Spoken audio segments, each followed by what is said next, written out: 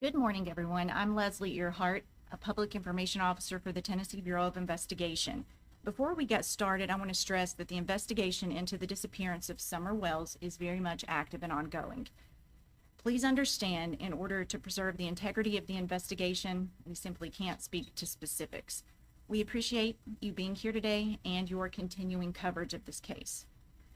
At approximately 6:30 p.m. on this day, 1 year ago, Summer Wells, who was 5 years old at the time, was reported missing from her home on Ben Hill Road in the Beech Creek community of Hawkins County. When we held the first media briefing on June 16th, honestly, we expected to have good news to report by the time the next media briefing came around. Unfortunately, instead, day after day ended in frustration and disappointment. At that time, no one expected that we would still be searching for Summer 1 year later. We've said from the beginning that this case is outside the norm. There are few clues as to what happened to Summer, despite investigators doing everything within their power to find answers. All possibilities are still being explored. Many of you have asked for details about what's been done over the last year. I can tell you agents and detectives have spent thousands of hours on this case.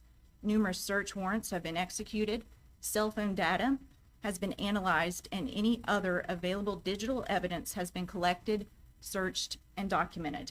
This includes the social media accounts of those associated with Summer. 3 large ground searches have taken place in the last year with the assistance of more than 100 local, state, and federal agencies. Those searches do not account for the numerous targeted searches done by agents and detectives as they were following up on potential leads.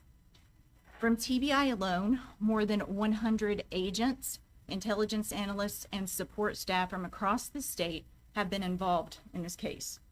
TBI agents working alongside the Hawkins County Sheriff's Office and the FBI have conducted nearly 170 interviews during the investigation. That does not count the hundreds of phone calls made to follow up on tips reported to law enforcement. While investigators have been diligently working to find answers, they've had to deal with thousands of tips generated by false information that in some cases has been intentionally spread across social media platforms. We know that this case has attracted the attention of individuals across the country who genuinely care about Summer and want nothing more but to help us find answers. We appreciate those people. However, we are also aware that there are some people using this case for their own personal gain by spreading false information on social media posts as facts. Some go as far as to solicit donations. This has had a major impact on the investigation and not in a good way. Moving forward, we ask the public not to submit tips as a result of a video they viewed on YouTube or a theory they've seen posted on Facebook. Please help us and only call if you have direct, specific information about the disappearance of Summer. This investigation weighs heavily on us all, and I can promise you that no one wants answers more than we do, and we are not going to stop until we find them. I'm going to turn it over to Sheriff Ronnie Lawson. Good morning. As Leslie mentioned, we didn't expect this case to be going on a year later. It's heartbreaking to me and my officers and the entire community. We've never stopped looking for Summer. We will continue to do so. There's never been a case in the history of Hawkins County Sheriff's Office that had officers working 365 days and had so many hours spent as we had in this investigation. Also, this office has never utilized so many different local, state, and federal agencies from across the state. The Tennessee Bureau of Investigation and the Federal Bureau of Investigation assist us in every step of this investigation. As you heard Leslie say, thousands of hours have been invested in finding Summer, thousands of them. 170 interviews have been done. Many of these individuals have spoken to more than one time. While we haven't said a lot about the details about the investigative actions that's taken place, please know that we've never stopped. I deeply appreciate the many rescue squads, the EMAs, and the volunteer fire departments for their help. And the support from the citizens and the communities of this county is just unbelievable and overwhelming with the encouragement we get with the food during the searches we've done, and all the law enforcement officers and agencies throughout the state of Tennessee. It's just been phenomenal how everybody pitched in and helped us with these searches and with this investigation. And many of you have asked why that we didn't recruit private citizens to assist in these searches. With the extreme dangerous terrain that we were experiencing in searches, we were able to monitor each group and movement and their location. That way we knew that everybody came back to the command post safely. After the initial searches, then we had to go back and obtain the landowner's permission to search again.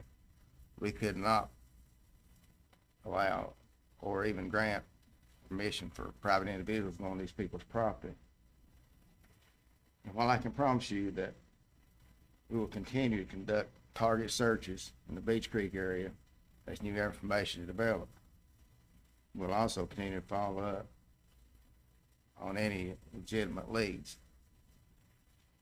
And it's been the goal of this team since day one to find Summer. We've never stopped, we've never slowed down, we deal with it every day. And that's the whole purpose of this, to let you all know, despite what you hear, what you see, we haven't stopped. The men and women of these agencies have worked tireless, hours and hours and hours. And I commend every one of them for the job they've done, and we're going to continue till we find Summer. Now, as I mentioned, we can't speak to specifics, but we will take a few questions. A few months ago, you guys said that parents were not cooperating. If you want, like, they'll get in the same, now the fact that it's not well, because it's not related to the facility. We're not going to characterize cooperation at this time. Honestly, doing so does nothing but create more speculation, and it doesn't benefit the investigation, but thank you for asking. Is there still a reward being offered? Well, I can tell you that law enforcement did not coordinate that reward, so you would need to reach out to the Churchill Rescue Squad for information in that aspect. Are the boys still in DC? That's not something we can speak to.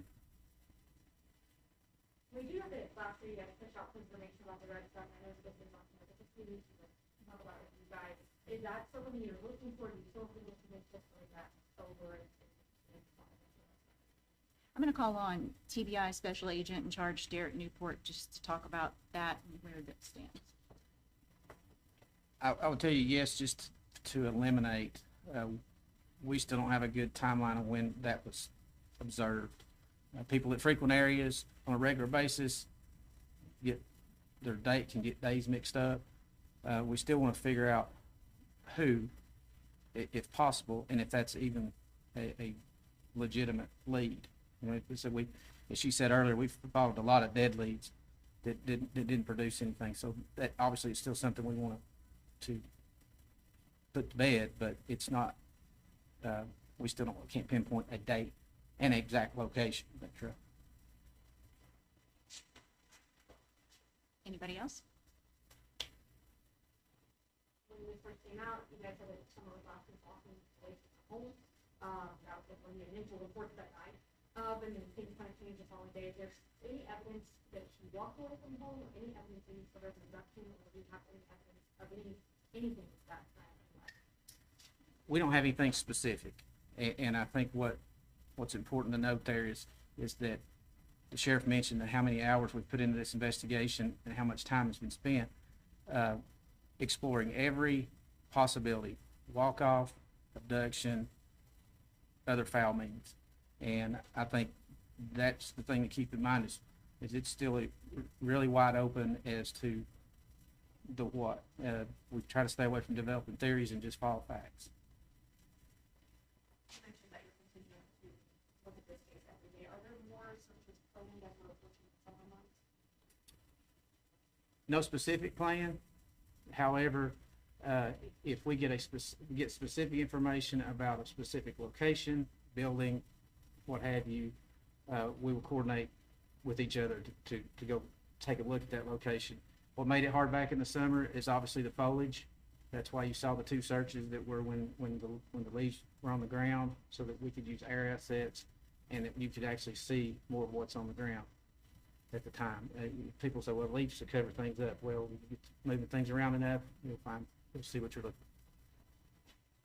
for. Pat, you said that there's no evidence that there was an abduction. Is that still stand? It still stands. Do the facts point towards one theory more than another? No, they do not. Not at this point. Well, thank you guys for being here. I just want to point out one more thing. This case is not cold. We get asked that a lot. It's not. We're talking to the sheriff constantly. We all work together as one team, and we're determined to find answers. Thank you for coming.